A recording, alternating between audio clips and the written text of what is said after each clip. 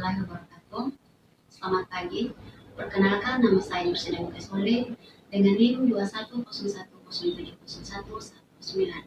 Program Studi Pendidikan Pancasila dan Kewarganegaraan Universitas Nusa Cendana. Pada kesempatan ini, saya akan menyajikan sebuah video mengajar saya untuk memenuhi tugas mata kuliah strategi belajar mengajar. Tanpa memperpanjang kata, selamat menyaksikan. Assalamualaikum warahmatullahi wabarakatuh. Selamat pagi anak-anak. Apa kabar kalian semua? Anak-anak, hari ini kita akan belajar tentang sejarah Pancasila, fungsi Pancasila, makna Pancasila, dan juga penerapan nilai-nilai Pancasila dalam kehidupan sehari-hari. Anak-anak, sebelum kita tahu lebih jauh mengenai apa itu sejarah Pancasila, terlebih dahulu kita harus tahu apa itu Pancasila. Jadi berbicara mengenai Pancasila, berarti Pancasila itu menjadi ideologi bagi negara Indonesia. Nah, secara bahasa, nama Pancasila itu berasal dari dua kata bahasa Sanskerta, di mana Panca itu berarti lima dan Sila berarti prinsip atau asas. Jadi apabila diartikan secara bahasa, Pancasila menjadi rumusan dan pedoman kehidupan berbangsa dan bernegara bagi seluruh rakyat Indonesia. Yang berikut tentang sejarah Pancasila. Berbicara mengenai sejarah Pancasila, Pancasila ini berawal dari kekalahan Jepang pada Perang Pasifik. Saat itu mereka berusaha mendapatkan hati masyarakat dengan menjanjikan kemerdekaan kepada Indonesia dan membentuk sebuah lembaga yang tugasnya untuk mempersiapkan hal-hal yang berkaitan dengan kemerdekaan. Kemudian, pada tanggal 1 Maret 1945, dibentuklah Badan Penyelidiki Usaha Persiapan Kemerdekaan Indonesia atau disebut dengan BPUPKI, atau dengan kata lain Dokuritsu Jumbi Kosakai, dan ditunjuklah Ketua Dr. KRT Regiman Widyodiningrat. Kemudian BPUPKI melaksanakan sidang pertamanya yaitu pada tanggal 29 Mei 1945, di mana tempatnya di Gedung Chow Sang In yang sekarang menjadi Gedung Pancasila.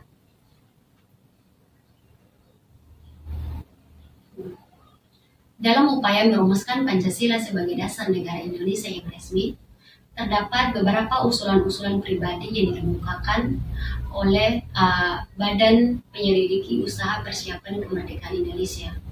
Yang pertama, usulan dari Muhammad Yamin. Usulan yang dikemukakan oleh Muhammad Yamin yaitu yang pertama, peri kebangsaan, yang kedua itu peri kemanusiaan, yang ketiga peri ketuhanan, yang keempat peri kerakyatan, dan yang terakhir itu kesejahteraan rakyat. Sidang yang dilakukan oleh BPUPKI berjalan sekitar 5 hari. Kemudian pada tanggal 1 Juni 1945 itu Insinyur Soekarno menyampaikan ide serta gagasan terkait dasar negara Indonesia, yang dimana akhirnya dinamakan Pancasila. Pada saat itu Bung Karno menyebutkan 5 dasar asas negara Indonesia, yakni yang pertama kebangsaan Indonesia atau nasionalisme, yang kedua itu kemanusiaan atau internasionalisme, yang ketiga mufakat dan demokrasi, yang keempat kesejahteraan sosial, dan yang terakhir itu ketuhanan yang berkebudayaan. Untuk menyempurnakan rumusan Pancasila dan membuat undang-undang dasar yang berlandasan kelima asas tersebut, maka Dokuritsu Jumbi Kosakai membentuk sebuah panitia yang disebut sebagai Panitia 9. Anggota dari Panitia 9 itu sendiri, diantaranya itu yang pertama Insinyur Soekarno, yang kedua itu Muhammad Hatta, yang ketiga Adi Kusno Djokrosojoso, yang keempat itu Agus Salim, Wahid Hasim, yang berikut Muhammad Yamin, Abdul Kahar Mujakir, Amar Ramis, dan yang terakhir itu Ahmad Subarjo. Rencana mereka untuk menyempurnakan rumusan Pancasila dan membuat undang-undang dasar yang berlandaskan kelima asas tersebut, yang kemudian disetujui pada tanggal 22 Juni 1945 yang diberi nama Piagam Jakarta. Setelah melalui beberapa proses persidangan, Pancasila akhirnya disahkan pada sidang PPKI di tanggal 18 Agustus 1945. Pada sidang ini disetujui bahwa Pancasila dicantumkan dalam Mukadimah Undang-Undang Dasar 1945 sebagai dasar negara Indonesia yang sah. Yang berikut tentang fungsi Pancasila. Jadi fungsi Pancasila ini terdiri dari beberapa, yaitu yang pertama Pancasila sebagai ideologi negara. Berbicara mengenai Pancasila sebagai ideologi negara, berarti Pancasila mewujudkan masyarakat adil dan makmur, baik secara material maupun spiritual. Tujuan tersebut dicapai dalam wadah negara Kesatuan Republik Indonesia yang merdeka, berdaulat, bersatu, dan berkedaulatan rakyat. Yang kedua itu Pancasila sebagai dasar negara.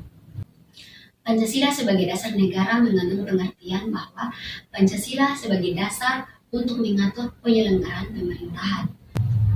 Hal ini ditulis dan ditegaskan dalam Ketetapan MPR Nomor 18 MPR 1998 tentang pencabutan 4 pilar dan menetapkan tentang penegasan Pancasila sebagai dasar negara.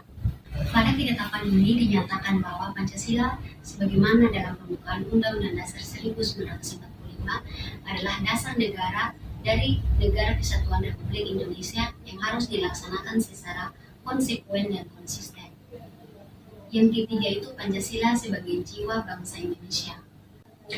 Berbicara mengenai Pancasila sebagai jiwa bangsa Indonesia, itu merupakan nilai-nilai kehidupan dalam masyarakat bangsa Indonesia melalui penjabaran instrumental sebagai acuan hidup yang merupakan cita-cita yang ingin dicapai. Selain itu, agar Indonesia tetap hidup dalam jiwa Pancasila. Yang keempat itu Pancasila sebagai kepribadian bangsa Indonesia. Pancasila memiliki fungsi untuk memberikan corak bangsa Indonesia dan menjadi pembeda dari bangsa lain, baik dalam sikap mental, tingkah laku, atau amal perbuatan bangsa Indonesia. Fungsi yang kelima itu Pancasila sebagai pandangan hidup bangsa. Pancasila sebagai pandangan hidup bangsa mengandung makna bahwa semua aktivitas bangsa Indonesia harus sesuai dengan sila yang ada dalam Pancasila. Pandangan hidup ini merupakan kristalisasi pengalaman hidup sejarah bangsa Indonesia yang membentuk sikap, perilaku, tata norma, etika yang telah menjadi pandangan hidup. Yang keenam itu Pancasila sebagai sumber dari segala sumber hukum. Berbicara mengenai Pancasila sebagai sumber dari segala sumber hukum, yaitu semua kehidupan bangsa Indonesia berdasarkan Pancasila. Maka dari itu, seluruh tindakan kekuasaan dalam masyarakat akan berlandaskan hukum. Sumber tertib hukum Republik Indonesia adalah pandangan hidup, kesadaran, cita-cita hukum, serta cita-cita moral yang meliputi suasana kejiwaan serta watak bangsa Indonesia. Fungsi Pancasila yang ketujuh itu Pancasila sebagai perjanjian luhur bangsa Indonesia, yang dimana dirancangnya Pancasila oleh para pendiri bangsa harus dilaksanakan, dipelihara, dan dilestarikan oleh seluruh masyarakat Indonesia. Fungsi Pancasila yang ke-8 itu Pancasila sebagai cita-cita dan tujuan bangsa Indonesia, yang dimana merupakan penuangan jiwa Pancasila, cita-cita luhur inilah yang akan menjadi arah untuk mencapai tujuan bangsa Indonesia. Yang berikut Pancasila sebagai filsafat hidup yang mempersatukan bangsa, di mana sesuai dengan sila ketiga, Pancasila menjadi sarana untuk bisa mempersatukan bangsa Indonesia. Pancasila diyakini paling adil, benar, bijaksana hingga dapat mempersatukan bangsa lewat bersama-sama untuk mencapai tujuan bangsa Indonesia. Materi yang berikut itu mengenai makna Pancasila sebagai pandangan hidup bangsa. Fungsi Pancasila sebagai pandangan hidup bangsa memiliki makna yang harus dipahami, yaitu yang pertama, ketuhanan yang Maha Esa.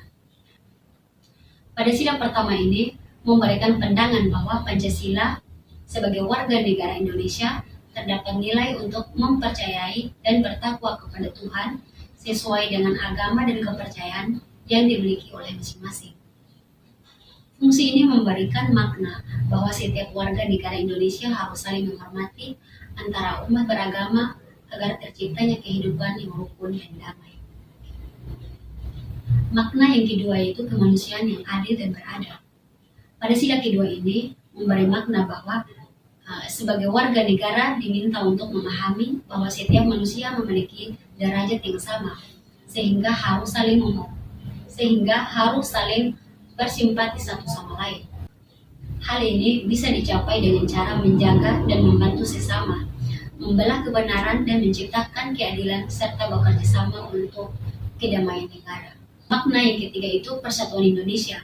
Pada sila ketiga ini memberi pandangan hidup bahwa sebagai negara dengan ragam pulau, suku, dan budaya yang harus diutamakan adalah kesatuan, persatuan, dan juga kepentingan negara daripada kepentingan masing-masing. Setiap warga negara Indonesia harus memiliki kepribadian yang rela berkorban demi negara Indonesia, mencintai bangsa Indonesia dan tanah air serta bangga pada negara. Makna Pancasila yang keempat yaitu kerakyatan yang dipimpin oleh hikmat kebijaksanaan dalam permusyawaratan perwakilan. Pada sila yang keempat ini, fungsi Pancasila sebagai pandangan hidup turut mengajak setiap warga negara untuk tidak memaksa kehendaknya pada orang lain dan mengutamakan kepentingan negara. Meski akan ada perbedaan pendapat dan cara pandang, namun sila keempat ini menegaskan akan pentingnya bermusyawarah atau berdiskusi hingga menciptakan keputusan bersama-sama. Makna Pancasila yang terakhir yaitu keadilan sosial bagi seluruh rakyat Indonesia. Pada sila kelima ini, fungsi Pancasila sebagai pandangan hidup bangsa tercermin dari sila ini yang memiliki makna tentang mengembangkan perbuatan luhur dengan cara kekeluargaan dan gotong royong. Tak hanya itu, setiap warga negara juga harus selalu bersikap adil dan memahami antara hak dan kewajiban agar mereka menghormati hak-hak orang lain sesama bangsa Indonesia. Materi yang terakhir yaitu tentang penerapan nilai-nilai Pancasila dalam kehidupan sehari-hari. Agar kita lebih mudah mengamalkan nilai-nilai Pancasila, maka kita perlu mengetahui contoh pengamalan nilai-nilai Pancasila dalam kehidupan sehari-hari. Contoh pengamalan nilai-nilai Pancasila dalam kehidupan sehari-hari yaitu yang pertama, pengamalan nilai-nilai Pancasila pada sila pertama. Pada sila pertama ini terdapat beberapa yaitu yang pertama, membiasakan anggota keluarga untuk menjalankan ibadah dengan rajin. Yang kedua, membiasakan berdoa tiap sebelum dan setelah melakukan aktivitas, misalnya seperti saat makan, tidur, ataupun saat bepergian. Yang berikut itu, tidak memaksa orang lain dalam menganut agama atau kepercayaan tertentu. Saling menghormati antar tetangga walaupun berbeda keyakinan. Memperkuat toleransi di antara para pemeluk agama dengan cara memberikan kesempatan untuk menjalankan ibadah masing-masing. Dan yang terakhir, saling menghormati dan bertoleransi antara teman dengan keyakinan yang berbeda. Pengemalan nilai-nilai Pancasila yang kedua yaitu diantaranya yang pertama, menolong teman, tetangga atau orang lain yang sedang terkena musibah dengan ikhlas. Yang kedua itu tidak semena-mena terhadap orang lain, tidak merasa dirinya yang paling unggul daripada orang lain, saling menghormati dan juga mencintai sesama manusia dengan tidak membenci satu sama lain. Yang berikut itu menghormati tetangga tanpa membedakan suku, agama, ras, dan juga golongan. Menghormati guru dan menghargai teman. Dan yang terakhir itu mengakui bahwa semua orang sama kedudukannya, sama-sama memiliki hak sebagai warga negara. Yang berikut itu pengemalan nilai-nilai Pancasila pada sila ketiga. Yang termasuk dalam pengemalan nilai-nilai Pancasila yang ketiga itu, yang pertama, mengembangkan sikap cinta tanah air. Yang kedua itu memelihara ketertiban dunia yang berdasarkan pada kemerdekaan, perdamaian abadi, serta keadilan sosial. Yang berikut menumbuhkan sikap saling menghormati, menyayangi, dan menghargai di antara anggota keluarga. Yang berikut itu tidak memaksakan keinginan kita kepada orang lain. Dan juga tidak mendahulukan kepentingan pribadi, menggunakan posisi jabatan atau kedudukannya untuk kepentingan orang banyak. Dan juga berteman tanpa memandang status sosial, ekonomi, agama, suku, ras, dan juga golongan. Yang berikut itu pengamalan nilai-nilai Pancasila pada sila keempat. Yang termasuk dalam pengamalan nilai-nilai Pancasila pada sila keempat, yaitu anak mendengarkan dan menuruti nasihat orang tua, dan orang tua mau mendengarkan dan menerima saran dari anak. Yang berikut, mengikuti pemilihan kepala daerah baik dari tingkat provinsi, kabupaten, hingga RT dan juga RW. Yang berikut itu mengambil keputusan untuk kepentingan bersama lewat jalan musyawarah. Berani memberikan kritik dan saran kepada pemimpin jika ada kesalahan, bukan hanya secara langsung seperti demonstrasi, tetapi juga menggunakan media cetak maupun media sosial resmi milik pemerintah. Kemudian yang terakhir itu pengamalan nilai-nilai Pancasila pada sila kelima. Contohnya yaitu menjalankan kewajiban dan mendapatkan hak sesuai peran masing-masing anggota keluarga. Memberikan pertolongan kepada semua orang tanpa pilih kasih. Dan juga bertanggung jawab atas kesalahan yang dilakukan dan jangan melemparkan kepada orang lain. Baik anak-anak, mungkin hanya itu materi kita pada hari ini. Semoga apa yang tadi disampaikan bisa bermanfaat untuk kita semua. Terima kasih. Wassalamualaikum warahmatullahi wabarakatuh.